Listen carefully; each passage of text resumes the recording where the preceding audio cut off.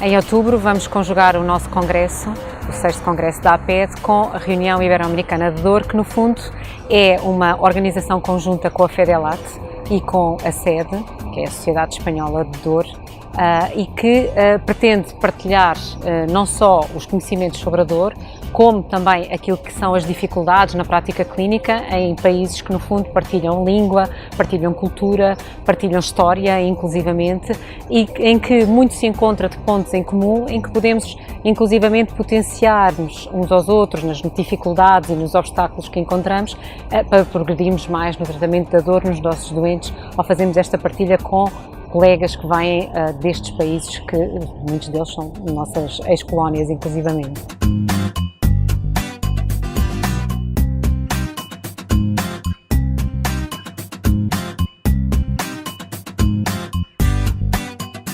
Esta campanha de Movimento para o Futuro também é ao mesmo tempo o novo nome do Congresso, dá nome ao Congresso, e esta campanha no fundo consiste numa utilização do movimento como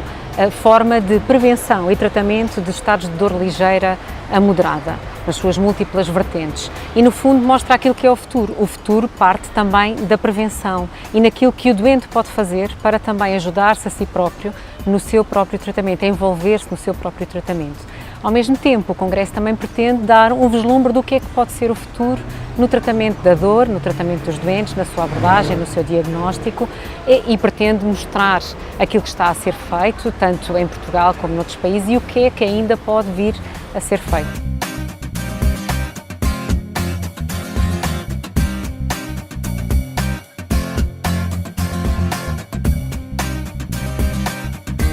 Bom, ainda temos muitas áreas em que temos que trabalhar, temos que desenvolver cada vez mais as múltiplas vertentes do tratamento da dor. O tratamento da dor não passa só por medicamentos, embora, claro, são muito importantes, mas passa também por encontrarmos mais medidas não farmacológicas, envolvermos o doente no tratamento, darmos muita atenção a todos os aspectos de interferência que a dor tem na vida do doente, desde o ponto de vista social, familiar, psicológico, e todas estas abordagens têm que ser feitas e cada vez mais integradas com a participação de múltiplos profissionais no tratamento do doente, e que possam trazer a sua experiência para aquilo que é o tratamento do doente. E em todas estas áreas tem que haver desenvolvimentos, e é isso que nós queremos potenciar.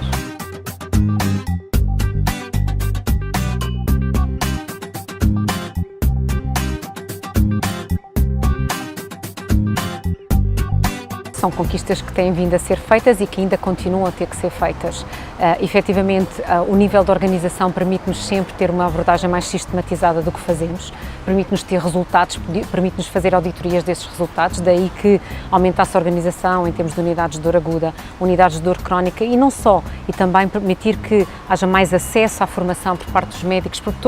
todos os médicos e outros profissionais tratam doentes com dor e no seu dia-a-dia tratam doentes com dor e têm que se sentir confortáveis e confiantes para dar seguimento ao seu doente e dar-lhe o melhor tratamento que conseguirem. E, portanto, continuamos a ter que evoluir nesta organização. Efetivamente, pôr a dor na ordem do dia. Dou-lhe o exemplo de uma situação que se calhar no futuro devemos fazer, que ainda não fazemos, como criar a dor como uma prioridade, a avaliação da dor ser uma prioridade de uma forma sistemática, seja na avaliação dos cuidados de saúde primários, seja na urgência, que também já se faz, seja no pós-operatório, mas verdadeiramente sistemática, não ser só em teoria que esta avaliação tenha que ser feita, não é? E criar como objetivo que todos os doentes que vão à consulta tenham uma avaliação da dor quando apresentam esse sintoma e muitas vezes mesmo sem o apresentar, porque muitas vezes o doente não fala sempre espontaneamente da sua dor, temos mesmo que perguntar e daí ser importante esta avaliação sistemática.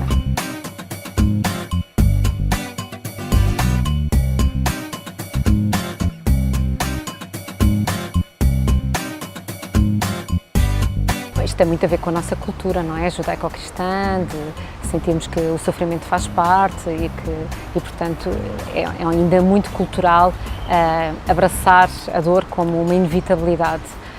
Efetivamente, também temos que mudar um bocadinho esta perspectiva e isso passa muito por educação, passa muito por mudança um bocadinho daquilo que do que é a nossa realidade e do que são as nossas crenças, mas não é que a dor seja desvalorizada, mas muitas vezes não é sequer valorizada, é vista num contexto de apenas mais um sintoma que pode ajudar ao diagnóstico na procura só de um diagnóstico que deu origem àquela dor e daí ser desvalorizado, ou seja, se eu encontrar o diagnóstico que leva àquela dor, eu posso tratar a doença e ficar sem dor. E isto é uma realidade em dor aguda muitas vezes. A dor é um sintoma muito importante para nos chamar a atenção para uma doença de base que até pode ser grave e tratável. No entanto, quando a dor ultrapassa este objetivo fisiológico de nos proteger, ela passa em si quase a ser uma doença, porque permanece para além da cura da doença, ou não encontramos cura para a doença, e vamos ter que a tratar como sintoma que também tem que ser tratado, ou como doença que também tem que ser tratada.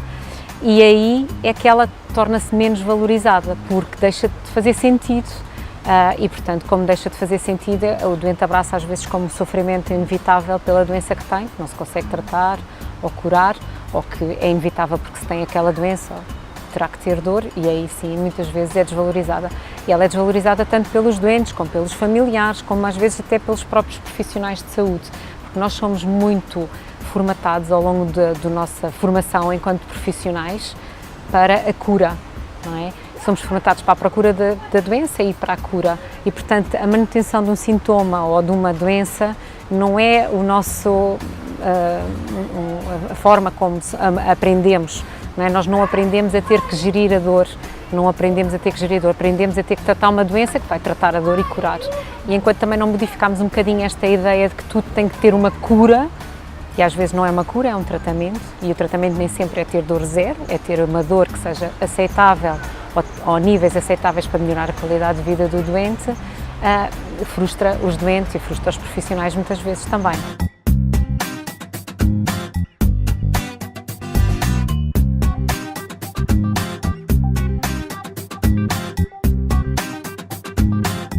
De todos, se todos tiverem, primeiro, todos somos potenciais doentes, não é? Depois, todos já tivemos algum familiar que teve dor, ou vamos ter algum familiar que tem dor. Portanto, a dor é tão transversal que vai tocar qualquer um de nós. Portanto, a formação, a educação de todo o público em geral vai abranger doentes, vai abranger os familiares, vai abranger os cuidadores, vai abranger inclusivamente as classes políticas e os decisores, não é? Vai abranger também os empregadores, por exemplo, que também têm de conhecer estas situações e, claro,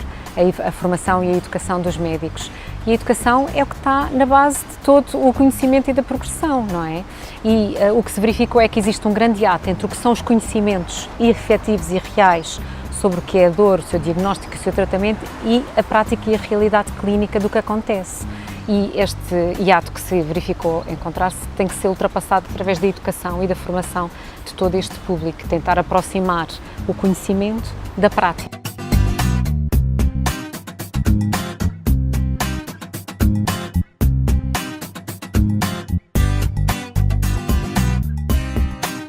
Bom, o Congresso tem um programa de facto muito diversificado, tenta no fundo refletir a multiplicidade de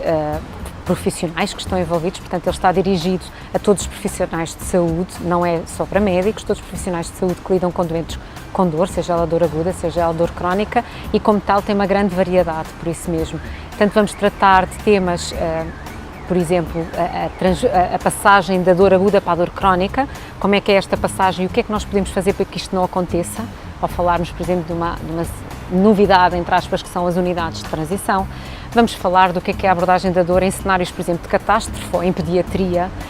Vamos falar sobre a gestão e a adesão terapêutica, que é um problema grave, que muitas vezes a mensagem não passa do médico para o doente e o doente tem dificuldade em fazer a sua gestão da terapêutica. Em que medida é que o exercício também pode ser uma forma terapêutica, assim como outras terapêuticas não farmacológicas. Vamos abordar de frente o problema da crise dos opioides, com uma mesa em que vamos ter palestrantes internacionais a falar sobre qual é a posição da EFIC, qual é a posição da IASP em relação a este problema da crise de opioides, que existe sobretudo essencialmente nos Estados Unidos, mas que nós não queremos de todo que seja transposta para a nossa realidade. Vamos falar sobre a gestão do doente difícil em unidade de dor, vamos falar sobre a dor pélvica, vamos falar sobre intervenção em dor também, porque é muito importante,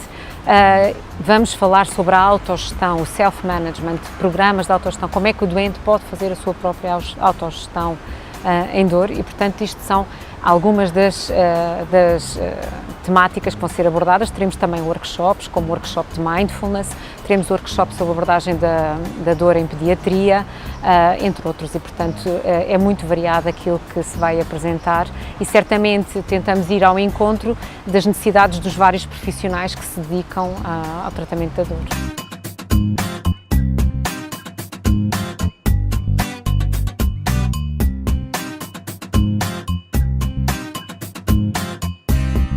Eu gostava de ver cada vez mais profissionais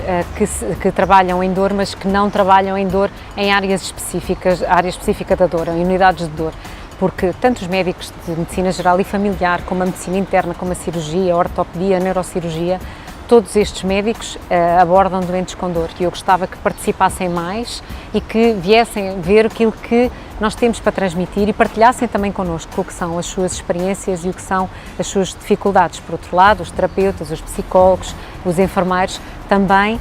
gostaríamos que partilhassem a sua experiência e temos também palestrantes destas áreas que vão partilhar efetivamente a sua experiência. De modo que eu considero que isto é um congresso que interessa a qualquer profissional de saúde, que trabalha com doentes com dor. Não tem que trabalhar em dor, tem que trabalhar com doentes no geral, porque todo doente potencialmente um dia tem dor e que pudessem partilhar connosco a experiência que têm, pudessem também tirar partido do programa que nós tentámos elaborar e poder crescer um bocadinho mais naquilo que é o seu dia-a-dia e o seu trabalho.